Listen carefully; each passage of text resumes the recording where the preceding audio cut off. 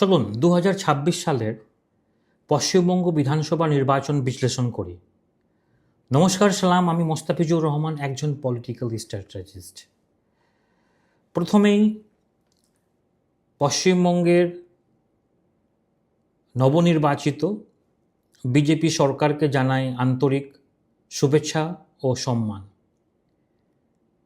সবাইকে সঙ্গে নিয়ে মানুষের সেবা ও রাজনৈতিক দায়িত্ব সঠিকভাবে পালন করবেন এই আশা রাখি। এবার আসি মূল বিশ্লেষণে। পোস্টপোল নির্বাচনের আগে আমি এবং আমাদের আইটিউনি পলিটিক্যাল কনসালটেন্সি, বিশেষ করে মালদা, উত্তরবঙ্গ এবং সামগ্রিক বা সমগ্র পশ্চিমবঙ্গ নিয়ে কিছু প্রিডিকশন করেছিল। এখন আপনারা নিজেরাই বিচার করুন আমার বা আমাদের প্রিডিকশন কতটা বাস্তবে সঙ্গে মিলেছে। প্রথমে আমি আমার নিজের জেলা মালদা জেলা থেকে শুরু করি।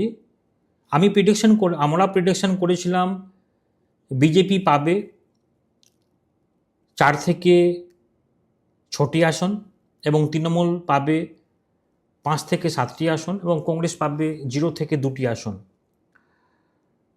চূড়ান্ত ফলে দেখা যাচ্ছে, আপনারা কালকে আশা করছি সবাই রেজাল্ট দেখেছেন, বিজেপি পেয়েছে 6টি এবং তৃণমূল পেয়েছে 6টি আসন মালদাতে।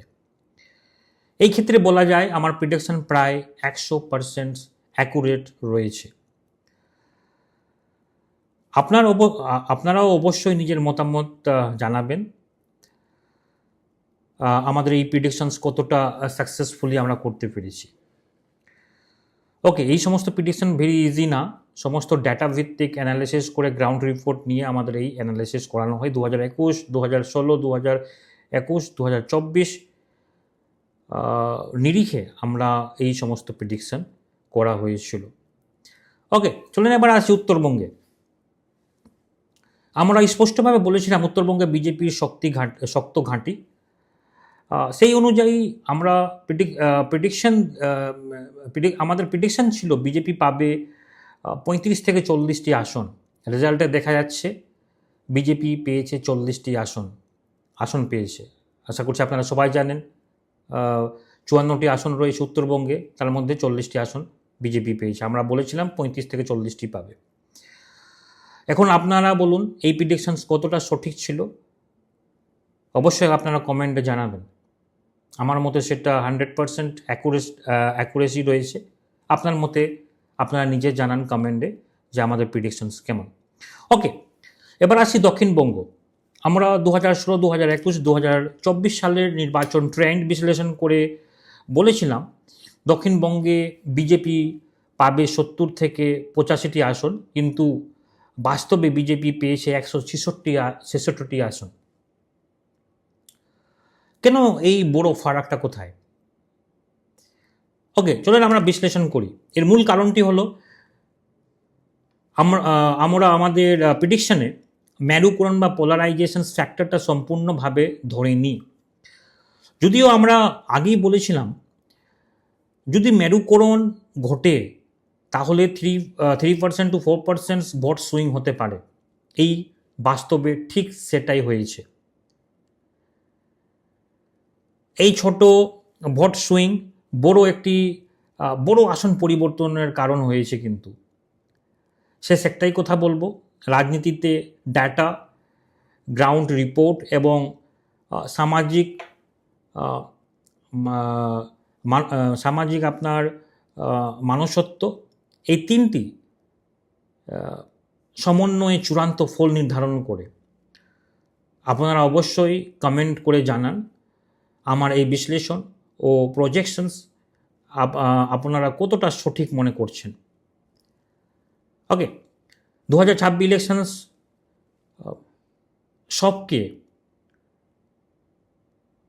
শিখিয়ে দিচ্ছে যে স্ট্র্যাটেজি ছাড়া রাজনীতি করা সম্ভব না বা সম্ভব নয়।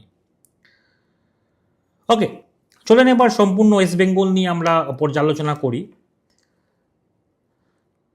কেমন কি চিত্র, সেটা পুঙ্খানুপুঙ্খিক আপনাদের এই ভিডিওটা পুরো শিক্ষাজনিত কারণের জন্য হতে পারে, এবং আপনারা সমস্ত কিছু ডিটেলস জানতে পারবেন।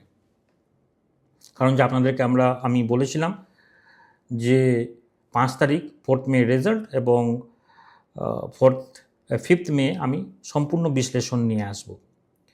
ওকে, চলুন দেখি 2026 সালের পশ্চিমবঙ্গ বিধানসভা নির্বাচন রাজ্যের রাজনৈতিক ইতিহাসে এক যুগান্তকারী পরিবর্তনের সাক্ষী হয়ে রইল। কিন্তু এটা টানা 15 বছর শাসনের অবসান ঘটিয়ে তৃণমূল কংগ্রেসকে পরাজয় করে প্রথমবারের মতো সরকার গঠন করল ভারতীয় জনতা পার্টি বিজেপি। এই নির্বাচন শুধু একটি রাজনৈতিক ফলাফল নয়, বরং প্রশাসনিক পরিবর্তন, ভোটার তালিকা সংশোধন এবং সামাজিক রাজনৈতিক পুনর্গঠন এবং বড় উদাহরণ হিসাবে সামনে এসেছে। সবচেয়ে উল্লেখযোগ্য বিষয় এবারের ভোট রেকর্ড প্রায় 92.93% ভোটদান হয়েছে, যা স্বাধীনতার পর পশ্চিমবঙ্গে সর্বোচ্চ। একতরফা জয় কিন্তু বিজেপির, এটা সুইপ, পুরো সুইপ। 2026 সালের নির্বাচনে 293টি আসনের মধ্যে বিজেপি জয়ী হন 206টি আসন, যা 2021 সালে তুলনায় 129টি আসন বেশি। অন্যদিকে তৃণমূল কংগ্রেস নেমে এসেছে 81টি আসনে, অর্থাৎ 134টি আসন হারিয়েছে।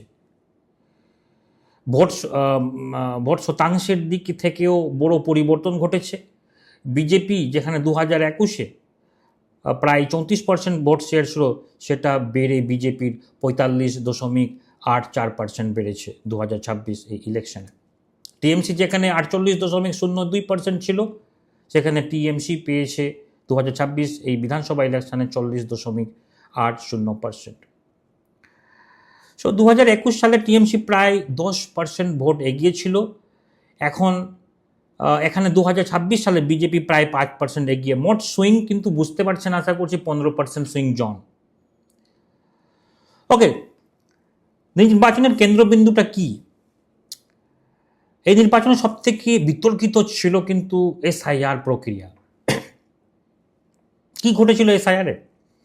মোট 91 লক্ষ ভোটার তালিকা থেকে বাদ পড়েছে, আশা করছি সবাই জানেন। মোট ভোটার সংখ্যা কমে এসেছে 7.66 কোটি থেকে 6.82 কোটিতে, প্রায় 12% ভোটার কমেছে।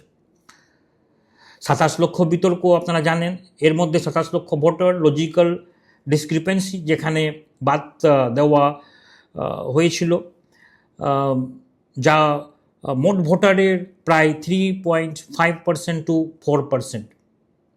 এই বাদ পড়া ভোটারদের বেশিরভাগই ছিল আপনার মালদা, মুর্শিদাবাদ, উত্তর 24 পরগনা, নদিয়ার।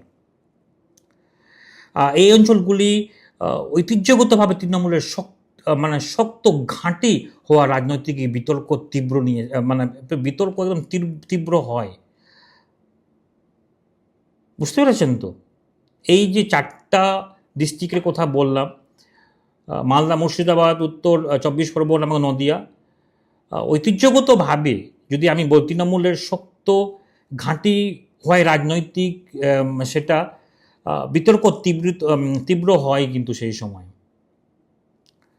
ওকে, আমরা যদি বলি অ্যাজ এ পলিটিক্যাল স্ট্র্যাটেজিস্ট হিসাবে, আমরা যেটা বিশ্লেষণ করে রিসার্চ করে দেখেছি যে প্রায় 50টি আসন বাদ পড়া ভোটারের সংখ্যা জয়ের ব্যবধানের চেয়ে বেশি। এই আসনগুলির মধ্যে বিজেপি জিতেছে 25টি, টিএমসি জিতেছে 25টি। এবং আমি যদি বলি উচ্চ প্রভাবের আসন, যদি বলি 169টি আসনে 25,000-এরও বেশি ভোটার বাদ পড়েছে। 2021 সালে এই 169টি আসনের মধ্যে 128টি আসন টিএমসি জয়ী হয়েছিলেন। 2026-এ এই 169টির মধ্যে 100টি আসন কিন্তু জয়ী হয়েছে। আপনারা বুঝতে পারছেন এসআইআর প্রক্রিয়ায় এই 169টি আসনে প্রায় 25,000-এরও বেশি ভোট বাদ হয়েছে। ওকে, তবে কি শুধু এসআইআর জয় এটা? আমরা রিসার্চ করে পেয়েছি যেটা বিজেপি অতিরিক্ত ভোট পেয়েছে প্রায় 56 লক্ষ, আর এসআইআরে বাদ পড়েছে প্রায় আপনার 27 লক্ষ, যেটা ম্যাপড ভোটার।